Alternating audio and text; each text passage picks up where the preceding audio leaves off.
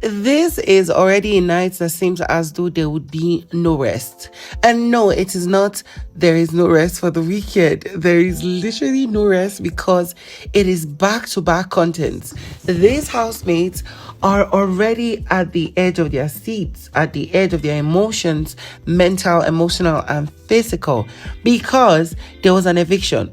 During this eviction, some people did not agree with it, some people agreed with it, and then on the other hand, Ebuka shook tables that have started exploding. So we have to start from somewhere. But of course, I cannot tell you the full gist without telling you to please subscribe, click on the bell button beside for notification on every post I make, share comments down below, share this video so that more people can get to see. And let's create an amazing community here. Without further ado, let's get right into the gist of this video.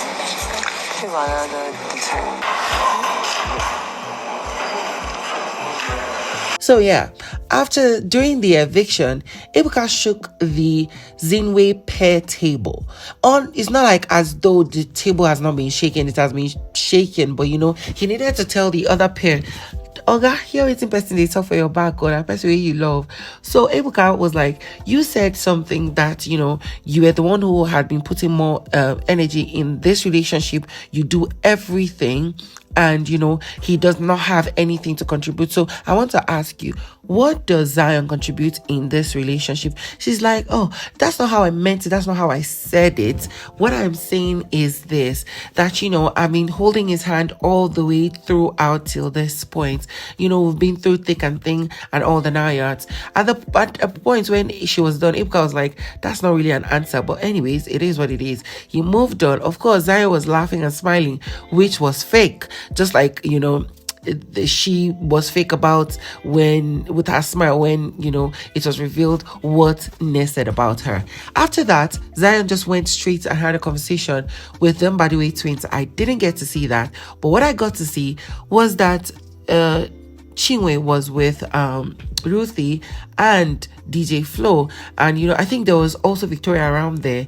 And she was like, I don't know what to do right now. He has gone to have a conversation with the Mbadiwe twins. I don't know what they are talking about.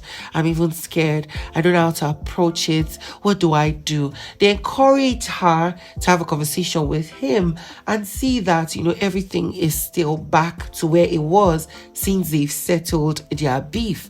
And then, of course, after he was done having a conversation with the Mbadiwe twins and some other people around the garden, we noticed that Zion came back and then came and sat with Chinwe and DJ Flo, and he shook DJ Flo, and then Chinwe was like looking at him, what's up, are you okay? Your mood has changed, you're looking somehow. He's like, oh, don't worry, I'm good. I think he used his hand to rub her shoulder, and she was like looking, that small smirk of concern, are you sure kind of feeling. But he assured her, but we know that it will need to take some time for this to actually settle. But then there's still something that was said after this incident, because some people are having conversation and it seems somebody has been exposed. I was speaking to him, he told me that when you're in a situation like this, or you just play the game, and if you can fix things, cool, but once you leave the house, it's calm. Which is smart.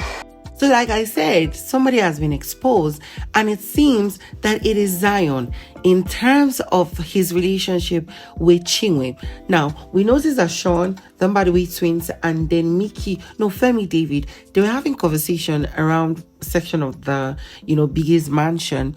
And here they were talking about random stuffs and how strategic people have been. First off, they had a conversation about, I think the Ndine pair, and they moved to the Zinwe pair.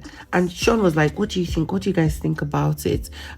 For him, according to Sean, that, there is a line nobody's supposed to cross, especially when you're dating someone.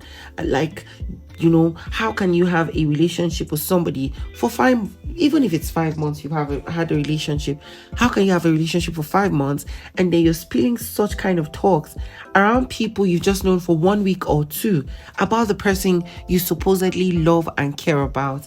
And then, what's his name, one of the Mbadiwe twins, I think it's Ozzy, he was like, it's a shocker, I'm even disappointed. This guy is literally trying. Like, he had spoken to Zion, and Zion told him that he had heard this thing even before Ebuka said it. Now, the way that the Ozzy was saying it's as though Zion had told him that even before Big Brother's house, she has indirectly hinted talks like that.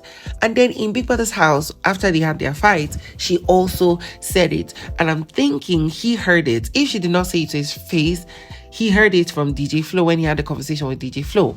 And here was, number the way twin, one of them saying that what is happening at the moment is that I had a conversation with Zion, and Zion also said that, he is here and he doesn't want to get to the point where it is a zero win.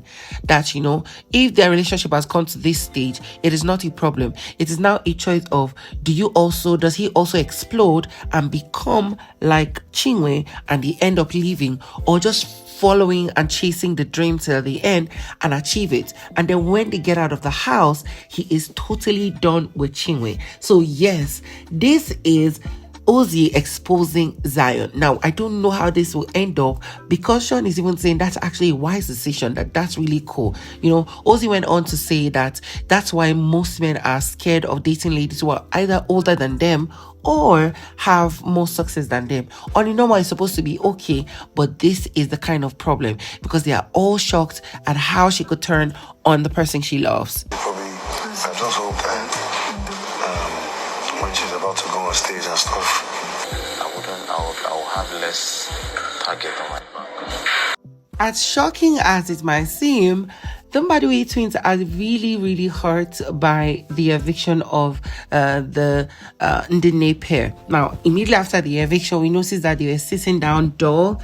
We noticed Chizoba, who is good friends with one or both of them, was sitting in between them. I was just consoling them that it's okay, no need to be moody, no need to be sad. It is what it is. And then, of course, we noticed even Nelly came. I was having conversation with them, and one of them, by the way, twins was like, my only concern right now is that I hope that when she went on stage, she's not crying. And then Chizoba was like, even when they were going to the door, they started crying. But it is what it is. I just hope that they had a good time. They've shown that they have good morals. They've shown that they're excellent people and they have values. And I really hope that they enjoy themselves. With the way they were reacting, I just know that they certainly now have an issue with the Tjay'S pair. And, maybe from the notion of these are not even people that are way too competitive. They're not a problem for you. So why would you evict them? But you know what? One way or the other, everybody is a threat towards you. But talking about the Tjay'S pair, we noticed that immediately after the eviction, the Tjay'S pair had been very sad and down, especially Toby Forge, because it seems like when they were in the diary room making their decision on who to evict, we noticed that it was as though it was an argument. And later we found out that it was actually Toby Forge who evicted the Ndine pair. Mayor Frosh was not in tune with it, but according to him, when he was having a conversation with the house therapist TJ, he said, Mayor Frosh, Toby Forge has made a decision, and I didn't want us to be arguing and Big Brother will now complain, so I just had to follow with it. I'm not in a good mood. Like, literally, they were not in a good mood, to the point that Toby Forge just kept telling Mayor Frosh, please get your head back in the game so we can do what we have to do next. Now, Mayor Frosh met TJ to talk about the issue, plus the fights that just happened between Ruthie and the Wani Handy twins. And then TJ told him that at the moment, forget about what has happened. It has happened. If I were you, if I was in your position, I would have chosen people that were more of a threat to me. I would have removed the Zinwe pair, because I would have less targets on my back. And that's just what it's going to be. Now you focus and then start meeting those people who are neutral pairs or neutral people, start becoming their friends, start creating bonds with them, and Mayor Frosh was like, Onyeka is neutral. I said, no. TJ said, no, she's not neutral. She's friends with some people, and there are people she's loyal to. In the long run, this housemates are now showing their real and true colors, and I cannot wait to see how it unfolds.